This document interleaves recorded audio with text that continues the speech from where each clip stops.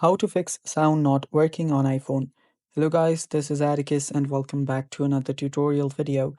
In today's video, I'll teach you guys how you guys can fix sound not working on iPhone. So without any further ado, let's dive right into it. First step, make sure that you've turned your sound on all the way up.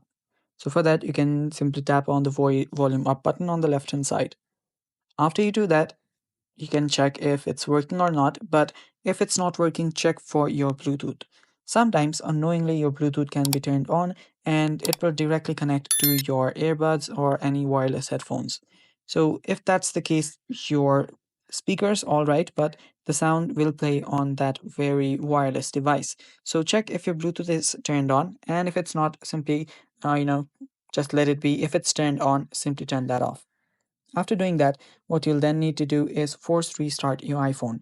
For that, long press on the volume up button and quickly release it. Press on the volume down button and quickly release it.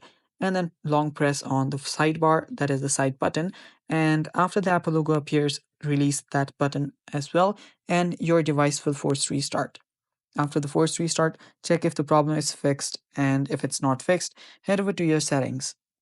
On your settings, scroll down till you find the general option.